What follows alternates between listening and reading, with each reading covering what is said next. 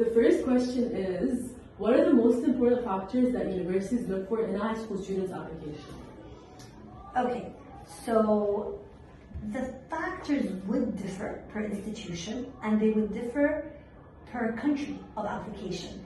But if I were to name, let's say, 3 main factors which are universally important, I would say first and foremost, your chosen program and the academic rigor, like your chosen program and courses and academic rigor, your grades, and your personality attributes. And personality attributes shine through all your extracurricular engagements and through your essays. Okay. So yeah, I would say. Okay, the second question is, how can a student with a lower GPA strengthen their college applications? Okay, so although there's no true substitute for grades, but where there's room, where the application permits, a student can compensate via 2 things. First of all, standardized tests, such as the SAT or CLEP exams, which are the subject tests, or other external examinations, or extracurricular activities, or even sometimes college essays when asked. Okay, great. Okay, so what makes a strong personal statement or college essay stand out to admissions committees? Uniqueness. It has to truly reflect who you are as an individual. It has to reflect the challenges that you faced, your personal attributes, your skills, your interests. There are no 2 people who are alike, and your essay should be able to reflect that. Actually, I was told once that a good test for a good essay is the following. If you were to write it down on a piece of paper, and that paper did not have your name on it, and that paper fell to the floor, someone should be able to pick it up, read it, and identify that it's yours. That's a strong college essay. Okay, great, thank you. Okay, so the fourth question is, how can extracurricular activities contribute to a successful college application? It can definitely shed light onto different parts of who you are. So who you are in addition to being an academic.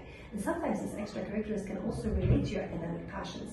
So they can show how you've pursued them outside school, but they also show who you are and the different roles that you take on in life. Are you a caregiver? Are you an inquirer? Are you a writer? Are you a counselor? Are you an advocate? So these can shed light on all the different roles that you play, and universities will have a clear idea of who they're bringing into their campus and the role that you're going to play there. Okay, great. Thank you. Fifth question is, what are some common mistakes that students make when they're applying to universities, and how can they avoid these mistakes? Starting late, procrastination, very superficial research and superficial work that's done last minute without much thought and depth. I think these are what break an application. So how can you get over that? Start early. Seek guidance early on, start with your research early on. The earlier the better. Okay, good.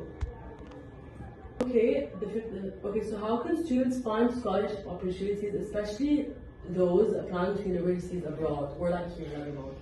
I would say this is one of the more lengthier, more complex processes in the college application. This takes thorough research. So research the institutions available in your country. So for example, if you're going to the US, go to talk to Amethyst and see, or Education USA, and see if they have anything available. Go onto the individual university websites. I would say that's the most important one. And go through the scholarship page, read through them one by one, see which scholarships are relevant to you. And you guys are online. You have your accounts on Instagram and TikTok. There's plenty there, but please do screen through them and always verify the information by research on official websites. Okay, great, thank you. Okay, so what advice do you have for students who are undecided about their major or future career path? So it's very common. First of all, you have to know that you're not alone in this. There are lots of students in the same boat. It's a lot to take on at this age, deciding what you want to do for the rest of your life. So the first thing, know that it's not necessarily what you're going to be doing for the rest of your life. Let that relieve you. Second is start experimenting and navigating. So I would say first start off by doing like the free online tests, such as personality tests, interest tests, work environment tests. And then based on those, you will be linked to jobs or careers which relate to your personalities and skills and all that stuff. And then I would say visit individual university websites. Go through the long lists of programs available there and start writing them down. Write them down, even if it's very lengthy at first. And then start researching them one by one. See what it entails, watch videos, life in the day of, or what people have to say about this major, and then start eliminating. And then after that, if you're lucky enough, you might be, before that, go do some online courses. There are lots of free courses available on edX, on Coursera. Go take online courses just to get a feel of the academic content. Is it something that appeals to you? And then finally, if you're lucky enough, I would say go do an internship to get a feel of what it's like to be on the ground, working on the ground. So I would say that's the best process. There's no magic wand. It's a lot of trial and error. A lot of people do something for their undergraduate degree and then make a curve when they're doing their master's and do something else. And other people, once they start their job, they shift from one thing to another. It's very fluid. So don't let this restrict you. Okay, great. Thank you. Okay, so what should students do in high school to prepare for a successful career after graduation? So careers in the future will probably not look very similar to what we have right now.